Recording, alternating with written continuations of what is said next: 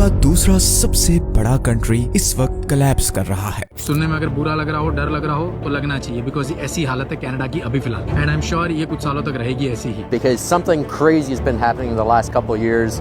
It seems a lot of people are moving out of the country. तो भाई आपकी जिंदगी यहाँ पे आके नर्क भी बन सकती है। I don't see my future in Canada. हजारों लोग कनाडा छोड़कर जा रहे हैं।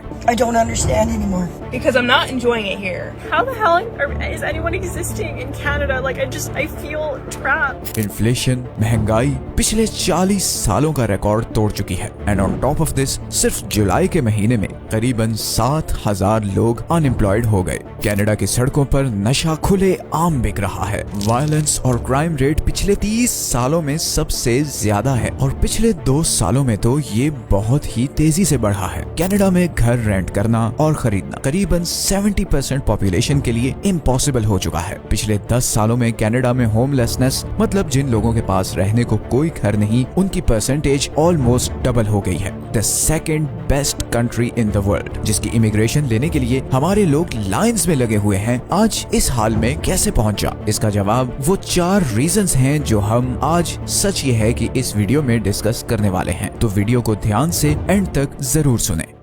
ये है कनाडा, अमेरिका के बिल्कुल ऊपर, एरिया के लिहाज से दुनिया का दूसरा सबसे बड़ा कंट्री। कनाडा के वेस्ट में पैसिफिक ओशन है, ईस्ट में अटलांटिक ओशन और नॉर्थ में आर्कटिक ओशन है। कनाडा और यूएस का बॉर्डर दुनिया का सबसे लंबा बॉर्डर है और इंटरेस्टिंगली कनाडा की 80% पॉपुलेशन इस बॉर्डर के 100 माइल्स के रेडियस के अंदर ही रहती है। इनफैक्ट 50% कैनेडियंस इस लाइन से नीचे इधर रहते हैं। कनाडा का ये एक province Ontario around 40% GDP contribute करता है। इस पॉपुलेशन पैटर्न की एक बहुत बड़ी वजह यह है कि कनाडा में बहुत सख्त सर्दी है और स्पेशली नॉर्दर्न साइड पर तो हर तरफ बर्फ है या फिर बहुत ही ज्यादा झीलें और दरिया हैं। हमारी पूरी जमीन की 50% फ्रेश वाटर लेक्स कनाडा में है। कनाडा नेचुरल रिसोर्सेज से माला माल है। कनाडा के पास दुनिया के चौथे सबसे बड़े ऑयल के रिजर्व्स हैं। इसके अलावा कनाडा में पोटैश, यूरेनियम, कोल, जियोथर्मल एनर्जी और नेचुरल गैस के भी बहुत बड़े रिजर्व्स हैं। बेशुमार लेक्स और पानी के रिजर्व्स होने की वजह से कनाडा की 60% एनर्जी हाइड्रोथर्मल प्लांट से आती है और इसीलिए कनाडा दुनिया में दूसरा सबसे बड़ा पानी से बिजली पैदा करने वाला कंट्री है। कनाडा की main industry real estate, mining और मैन्युफैक्चरिंग है और ये सारी इन प्रोविंसेस में है और इसीलिए मेजॉरिटी पॉपुलेशन इधर ही रहती है। इतनी जबरदस्त कंडीशंस होने के बावजूद पिछले कुछ सालों में कनाडा का ग्राफ बहुत तेजी से नीचे की तरफ जा रहा है। 2021 में सिर्फ 45% इमिग्रेंट्स कैनेडियन नेशनल बने। ये वो लोग थे जो 10 साल पहले 2011 में कनाडा आए थे। इस रेशो को अगर 20 साल पहले से कंपेयर करें तो 2001 में 75% इमिग्रेंट्स कैनेडियन नेशनल बने थे। इसका मतलब ये है कि बहुत से लोग जो अब कनाडा आ रहे हैं वो लॉन्ग टर्म में कनाडा में नहीं रुकना चाहते। एक रीसेंट सर्वे के अकॉर्डिंग 2018 के बाद आने वाले 20% इमिग्रेंट्स कनाडा को छोड़ने के बारे में सोच रहे हैं। ये बहुत ही परेशानी वाली बात है, बिकॉज जब किसी भी कंट्री के इमिग्रेंट्स उसको छोड़कर जाने लगे या वो उसकी नेशनैलिटी लेने में इंटरेस्टेड ना हो तो ये बहुत ही डेंजरस साइन होता है। और इस क्राइसिस की सबसे पहली और सबसे बड़ी वजह है कॉस्ट ऑफ लिविंग। ये कलर्ड सर्कल आपको दिखा रहा है कि पिछले 10 सालों में कनाडा में घरों की प्राइसेस में कितना चेंज आया है। 2008 के बाद से हाउसिंग प्राइसेस ऑलमोस्ट डबल हो गई हैं। एक बहुत ही फेमस कैनेडियन व्लॉगर के अकॉर्डिंग कनाडा के शहर वाटरलू में 1 बेडरूम 1 बाथरूम अपार्टमेंट जो 2017 में $900 पर मंथ रेंट पर मिलता था, अब 2023 में उसका रेंट $2,000 है। मतलब 6 सालों में रेंट 120% ऊपर गया है। इसी तरह घर खरीदने के लिए 2015 में जो मॉर्गेज $1,400 पर मंथ था, अब वो अराउंड $3,500 पर मंथ हो गया है। मतलब कनाडा के बड़े शहरों में जहाँ पर ज्यादातर लोग रहते हैं, एक छोटा सा 1 बेड अपार्टमेंट का रेंट $2,000 है और अगर आप उसे खरीदना चाहते हैं तो उसका मॉर्गेज है $3,500 पर मंथ। ऐसी सिचुएशन में जबकि कनाडा में एवरेज मंथली सैलरी $4,000 से $6,000 पर मंथ के दरमियान है, फिर हाई टैक्स रेट और खाने पीने और ट्रैवल के खर्चे, आप इतना रेंट या मॉर्गेज कैसे अफोर्ड अफोर्ड कर सकते हैं। और ये $6,000 पर मंथ सैलरी भी थोड़ी upper range white collar jobs में है। कनाडा में एवरेज एनुअल सैलरी $60,000 है, मतलब $5,000 पर मंथ। इसीलिए एक रीसेंट सर्वे में ये फाइंडिंग सामने आई हैं कि 63% कैनेडियंस के पास अपना घर नहीं है और उन्होंने लिटरली इस आइडिया को भी गिव अप कर दिया है कि अब वो कभी अपना घर नहीं ले सकेंगे। और इसकी वजह ये है कि लेट्स से अगर आपकी एनुअल सैलरी $60,000 है तो आफ्टर टैक्स ये अराउंड $50,000 रह जाएगी। और अगर आप मेन सिटीज जैसे कि टोरंटो, वैंकूवर या वाटरलू में रहते हैं तो आराम से 20 से $25,000 का आपका एनुअल रेंट होगा। इसमें फिर लेट्स से $5,000 खाने का खर्चा जो कि मिनिमम है, फिर कार इंश्योरेंस, फिर मेडिकल इंश्योरेंस और फिर कभी कभार शॉपिंग, स्पेशली गर्म कपड़ों की, बिकॉज बहुत सख्त ठंड होती है कनाडा में। तो एंड में आपके पास इतने पैसे नहीं बचते हैं कि आप इन बड़े शहरों में कोई एवरेज सा घर ले सकें। आपको कम से कम 10 से 15 साल लगेंगे कि आप इतना पैसा इकट्ठा कर सकें कि अपना खुद का एक एवरेज सा घर ले सकें। तो ये बढ़ती हुई हाउसिंग प्राइसेस तो पहली रीजन है जिसकी वजह से लोगों के लिए कनाडा में रहना मुश्किल होता जा रहा है, स्पेशली वो लोग जो 2019 के बाद कनाडा में आए हैं। दूसरी रीजन है स्लो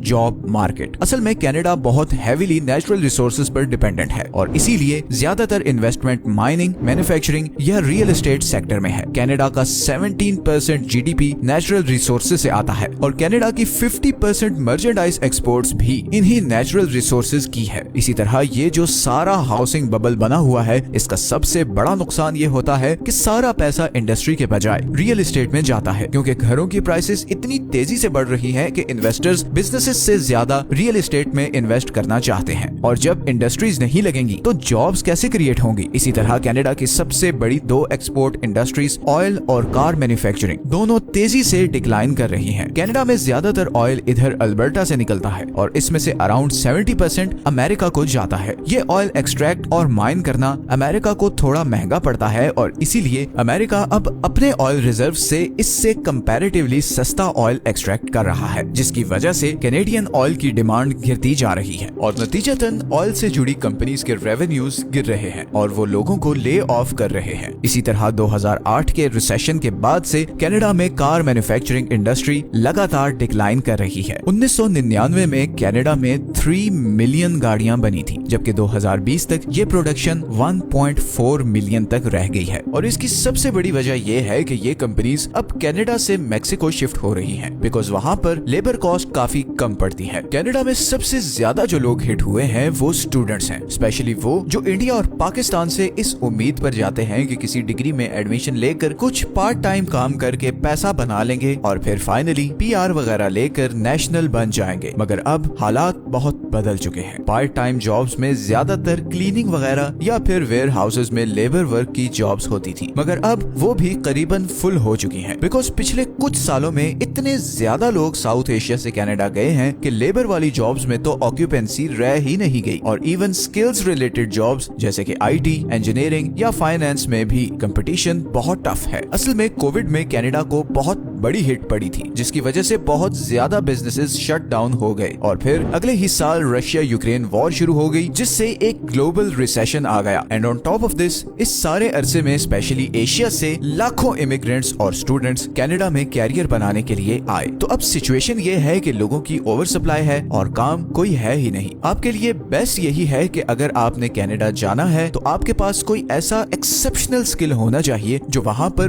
बहुत ही कम लोगों के पास है, क्योंकि पिछले एक साल में 2021 से 2022 के दरमियान जितने लोग कनाडा आए उतने लोग पिछले 20 सालों में किसी एक साल में कनाडा नहीं आए। तो इन शॉर्ट लोग बहुत ज्यादा हैं और जॉब्स बहुत थोड़ी। तीसरी वजह जो कनाडा को लेस डिजायरेबल बना रही है वो है बढ़ता हुआ वायलेंस। 2020 के बाद से कनाडा में आर्म्ड रॉबरी और मर्डर के केसेस बहुत ज्यादा रिपोर्ट हुए हैं। बहुत सी कैनेडियन न्यूज एजेंसीज के मुताबिक ऐसे वायलेंट क्राइम्स आज तक कनाडा में कभी देखने में नहीं आए और इन सब में जो सबसे खतरनाक चीज है वो है अनप्रोवोक्ड रैंडम अटैक्स। कोविड के बाद से कनाडा में आम शहरियों पर बगैर किसी वजह के अटैक्स बहुत आम हो गए हैं। आप स्ट्रीट में जा रहे होंगे और सडनली कोई आपके जिस्म में चाकू मार देगा या धक्का दे देगा या पंच करके भाग जाएगा। 2021 में सिर्फ वैनकूवर में करीबन 1700 लोगों पर ऐसे अटैक्स हुए। क्राइम एक्सपर्ट्स के मुताबिक इन अटैक्स की बड़ी वजह मेंटल इलनेस है। कोविड के बाद से अनएम्प्लॉयमेंट, इन्फ्लेशन और सख्त टैक्सेशन लॉज की वजह से बहुत से लोग मेंटली अफेक्ट हुए हैं और वो फ्रस्ट्रेशन में फिर ऐसी हरकतें कर रहे हैं। अनफॉर्चुनेटली ज्यादातर विक्टिम्स एशियंस थे जिन पे ये अटैक्स हुए। सो हो सकता है कि रेसिज्म का भी कोई एलिमेंट हो, बट ओवरऑल अगर आप किसी भी ऐसे जानने वाले से पूछें जो बहुत साल से कनाडा में रह रहा है तो वो आपको ये चीज कंफर्म करेगा कि रिसेंटली वायलेंस और क्राइम रेट काफी बढ़ गया है। और आखिरी चीज जिसने कनाडा की रेपुटेशन को काफी डैमेज किया है वो है हेल्थ केयर सिस्टम। कैनेडियंस को सबसे ज्यादा प्राइड अपने हेल्थ केयर सिस्टम पे था, बट अब वो भी बुरी तरह अफेक्ट हुआ है, स्पेशली आफ्टर कोविड। बहुत से कैनेडियन व्लॉगर्स ने इस इशू को रेज किया है कि 2019 से पहले आप किसी भी वक्त क्लिनिक में जा सकते थे और आपको